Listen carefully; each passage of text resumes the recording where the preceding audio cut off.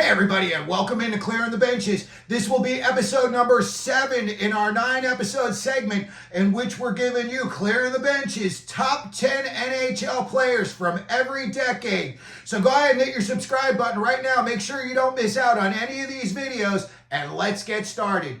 Well, in the 1980s and the 1990s, there was a massive scoring explosion in the NHL. The 80s were out of control. The 90s, it was like they tried to plug the hole in the dam using bubble gum. But by 2000, defenses were starting to figure things out again in the NHL, and scoring was coming back to reality. So when we look at the numbers here, they are not going to be nearly as high as they were in the 1980s and 90s. And it doesn't mean the players weren't as good. It's just the style of the game had started to evolve. Number 1 on our list is Jumbo Joe Thornton of the San Jose Sharks. Prior to that, the Boston Bruins. 823 points in 698 games. Part of the Busy Boy Club. 715 penalty minutes. And as we just saw at the most recent draft at the Sphere in Las Vegas, Joe Thornton announced the San Jose Sharks selection of Macklin Celebrini. Number 2 on our list is a little surprising to me. I did not realize he was up this high, and that is Jarome Iginla. He had 724 points in 713 games to go along with 576 penalty minutes. Jarome Iginla was another guy, not afraid of anybody or any situation. Then number 3, longtime face of the Ottawa Senators franchise, Daniel Alfredsson. In only 674 games, more than a point a game, he had 723 points. Another big-bodied, very, very highly skilled player, Marian Hossa.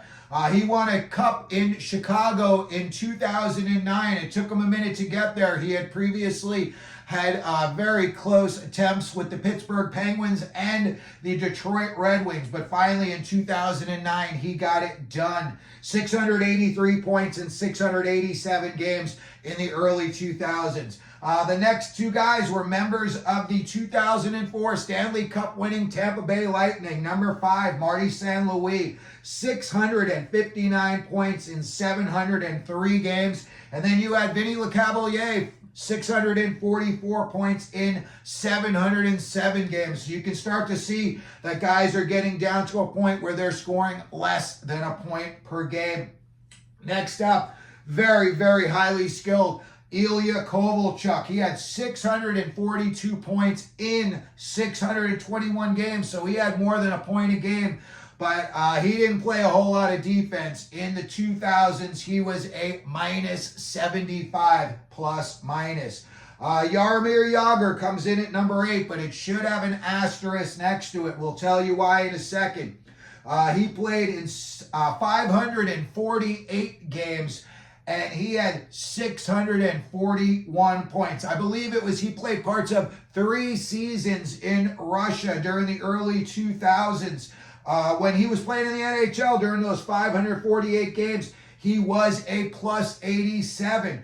But as you see, he was scoring well more than a point a game. So you see, he's about 150 games less than Jumbo Joe Thornton. So if you were to add around another 160 points, that would put Jaromir Jagr number 2 on this list. Coming in at number 9, another member of the Stanley Cup winning team down in Tampa, 2004, Brad Richards. In 700 games, he had 639 points. And then finally, a member of the Atlanta Thrashers, Danny Heatley, 625 points, and he did that in only 589 games. There's some other guys that are very, very big names in the NHL that did not make our top 10 list. One of them was Alexei Kovalev. The guy had a magnet on the end of his stick. He was very, very hard to take the puck away from him when he played. I know that everyone talks about Ivan Demidov and Matvei Michkov, and supposedly they've got magnets on the end of their sticks. Alexei Kovalev would be the granddaddy of them all in terms of like the Russian players that came over and really, really started to show off, like big time skills. You know, prior to that, everything was tic-tac-toe passing with the Russians. You know, they tried to stay a step ahead of you using passes. You know, they had 5-6 passes just as they were coming up the ice. A guy like Kovalev could take it from behind his own net, and he'd go back all the way down to the other end of the rink, and nobody could get the puck from him. He was very, very highly skilled in that regard. Marcus Naslund, another guy he doesn't get as much recognition as the other names on this list, but obviously he was a very, very good player for a very long time. And then finally, Pavel Datsyuk. I personally am not a big Datsyuk fan. You know, as a guy who's very patriotic, I used to think it was very, very disrespectful that he never waited until the national anthem was done. He would always be skating a lap already, you know, by the time that they had finished with it. You know, and I thought you could wait another 6-7 seconds and show a little respect. And he did it every game, and for some reason, he got away with it. It bothered the hell out of me that he did something like that. But anyway, he's on our list here. You know, the guy, he did have a magnet at the end of his stick, just like Kovalev. When you saw him in a shootout, it was almost guaranteed that Datsyuk was going to score. So that's going to do it for today's video. This is the 2000s NHL All-Decade Team. Let me know what you think down in the comments section. If there's somebody on this list you think shouldn't be, or you think if I missed somebody, go ahead, put it down in the comments. If you could, please hit your like button. Don't forget to subscribe. And as we always do here at Clearing the Benches, let them know you're out there.